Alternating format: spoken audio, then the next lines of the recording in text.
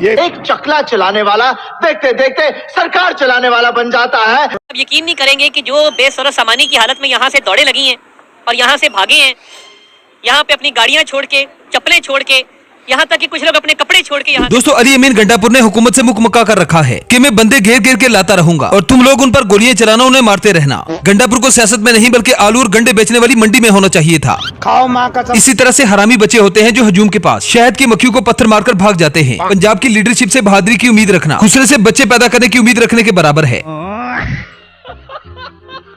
अवाम सोच रही थी कि इनकलाब लाने के लिए वो किसी बड़ी हस्ती के पीछे खड़े हैं, लेकिन भागा वो इस अदा से कि रुत ही बदल गई। एक गंडापुर पूरे इस्लामाबाद को वीरान कर गया। जब भी अवाम एहतजाज के लिए निकलती है तो हुकूमत इस कदर बौखला जाती है कि पूरे पाकिस्तान को कंटेनरिस्तान बना दिया जाता है। पहले वक्तों में सिर्फ दरख्त लगाए जाते थे और अब जरूरत पड़ने पर कंटेनर लगाए जाते हैं। हुकूमत अपनी इज्जत बचाने के लिए शलवार नहीं पहनती बल्कि कंटेनर लगाती है ताकि इनकी शलवार कोई उतार ना सके।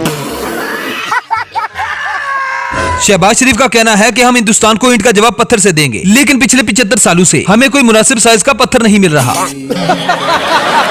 पाकिस्तानी दुनिया का वो वाहिद मुल्क है जहाँ जब एक बंदे को हुकूमत की कुर्सी मिलती है तो वो अपना सारा टब्बर सियासत में ले आता है। कुर्सियों की बंदर बांट कर दी जाती है। जिस मुल्क के नकवी के पास ओहदे पे ओहदा हो, चमचागिरी करने के लिए कनीजे रखी गई हूँ, बाप बेटी और चाचा वजीर आजम और सीएम हो, उस मुल्क में तरक्की नहीं बल्कि पटवारी पैदा होते हैं। मुल्क ने तरक्की क्या हाँ करनी है। हमारे यहाँ तो पटवारियों को 40 साल से अकल ही नहीं आ रही। जैसे कोई भी इंसान मुजरिम नहीं बनता, उसे हालात मुजरिम बना देते हैं। ऐसे ही कोई भी इंसान खुद बहुत पटवारी नहीं बनता। पटवारी बनने का एक लंबा प्रोसेस है। पहले किसी जाहिल तरीन इंसान को पटवार खाने में लाया जाता है। पटवार खाने में उसे गधा सिफ्त बनाया जाता है। उसकी खोपड़ी खोलकर उसमें गोबर भर दिया जाता है। गोबर भरने के बाद तमाम जहालत उसके जहन में फीड कर दी जाती है। सारा प्रोसेस मुकम्मल होने के बाद आखिरी स्टेप में उसे ये बात समझाई जाती है कि कभी भी सच नहीं बोलना, हकीकत देखकर अपनी आंखें बंद कर लेना। मतलब पटवारी आज इस मुकाम पर पहुंचे हैं वो डूब मरने का मुकाम है। कॉल जो दी थी इनके लीडर ने, उस फाइनल कॉल का क्या बना? और इधर आप देखें एक आधा जानवर आपको नजर आएगा। इसके अलावा मुझे तो कोई यहाँ पे चीज ऐसी नजर नहीं आ रही है। और फाइनल कॉल और बढ़ के हम वापस नहीं जाएंगे, हम तबाह बर्बाद कर देंगे और रिहा करा के जाएंगे। रिहा उसको कराने आए थे, गिरफ्तार अपने बंदे करा गए। कल तक हम कश्मीरियों के हक में आवाज उठाते थे, अब हमारे हालात ऐसे हैं कि कश्मीरियों को चाहिए कि हमारे हक के लिए आवाज उठाएं। परिंदों में गिद्ध वो वाहिद परिंदा है जो मुर्दार को नोच के खाता है, लेकिन हमारे सियासी गिद्ध 25 करोड़ जिंदा अवाम को नोच के खा रहे हैं। यहाँ पर जो कोई जितना बड़ा झूठ बोलता है उतना बड़ा मुकाम पाता है। सच बोलने पर इंसान की नस्लें तबाह कर दी जाती है, लोगों के करियर खत्म कर दिए जाते हैं। तरफ की बात ना करें मैमूना, मैं आपको आपके करियर के लिए अच्छा नहीं होगा, आपके करियर के लिए अच्छा नहीं होगा, आपके करियर के लिए अच्छा नहीं होगा, आपके करियर के लिए अच्छा नहीं होगा। अगर आप सिर्फ एक साइड की तस्वीर देखें, भून एक साइड में भूना नहीं, कई की दोनों साइडों ने भूना, फिर कई की दोनों साइडों ने भूना, फिर कई की दोनों साइडों ने भूना। फिर सर जो वीडियोस मैंने देखी हैं वो यही है कि कंटेनर से उठा के नीचे फेंका गया है। सर जो वीडियोस मैंने देखी हैं वो यही है कि कंटेनर से उठा के नीचे फेंका गया है।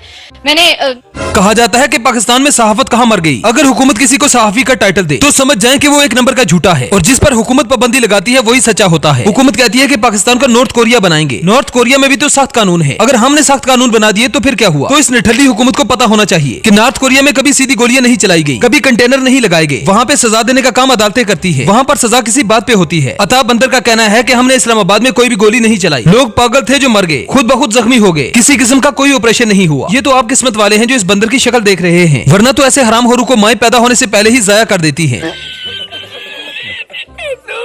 यकीन नहीं करेंगे कि जो बेसुरा सामानी की हालत में यहाँ से दौड़े लगी हैं और यहाँ से भागे हैं, यहाँ पे अपनी गाड़ियाँ छोड़ के, चप्पलें छोड़ के। ਇਹੋ ਜਿਹੇ ਬੰਦੇ ਭੈਣ ਨੂੰ ਵਿਆਉਂਦੇ ਨਹੀਂ, ਆਂਡੇ ਖਵਾਉਂਦੇ ਰਹਿੰਦੇ ਕਿ ਗਰਮ ਹੋ ਕੇ ਆਪੇ ਹੀ ਨਸ ਜਾਏ।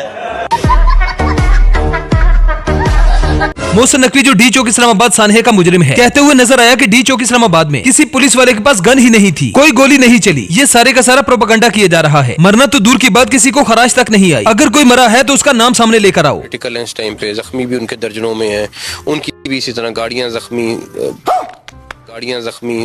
पता नहीं कब हो गया ये। गोली चलाना सबसे आसान काम है, एक छट्टा मारे तो यहाँ पे सफाया हो।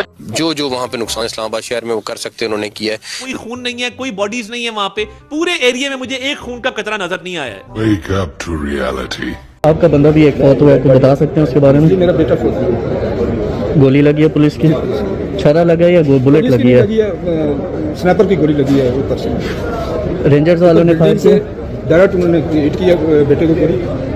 पुलिस की गोली नहीं लगी, आमने सामने से ये बैठे हुए थे, ऊपर से कहाँ पे आके लगी है गोली? गोली किधर लगी है उसको? गोली उसको इस तरह से मौके पे डेथ हुई है या हॉस्पिटल में आके? मोहसिन नकवी का नाम किसी ने पेशाब के साथ ठीक ही मुंसलिक किया है, क्योंकि मोहसिन नकवी की हरकतें देखकर इस पर मोहसिन नकवी करने का दिल करता है। ये अवाम इस मुल्क की मालिक है, जबकि अता तारड़ और मोहसिन नकवी इस अवाम के कुत्ते। जो कुत्ता अपने मालिक पे भौंक सकता है उसे काट सकता है, वो ओहदे में ताकत के नशे में कुछ भी कर सकता है। अभी हड्डी मिल रही है इसलिए ये साथ साथ हैं। फिर वो वक्त दूर नहीं जब इन कुत्तों को आप आपस में लड़ते हुए देखेंगे। पीछे वो औरत है।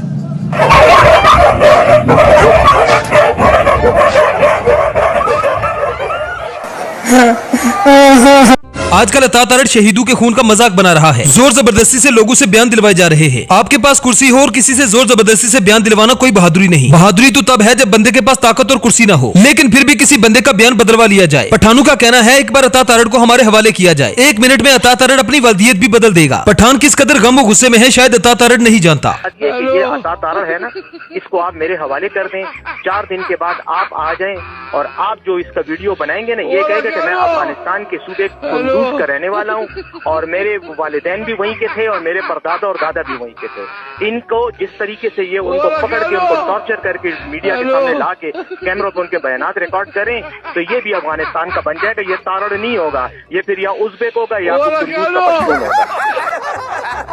27 नवंबर को डी चौक में शहीद होने वाले कारकुनों के खून का मजाक बनाने पर हसन निसार अता तारड़ की क्लास लेते हुए नजर आए। जहां हर तरफ अता तारड़ की चित्रोल हो रही है, वहीं हसन निसार ने भी अता तारड़ की मंजी ठोक दी। वजीर इत्तलाआत अता तारड़, अल्लाह ने हमारे भी नसीब में कैसी कैसी चीजें लिखी हुई, अल्लाह माफ करे।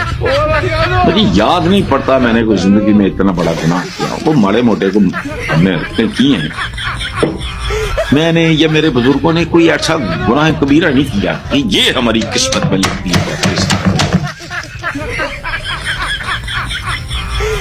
फरमाता माशाअल्लाह हजरत मौलाना अता तारड़ साहब फरमाते हैं, पीटीआई के साथ जो कुछ हुआ ये मकाफाते अमल, जो कुछ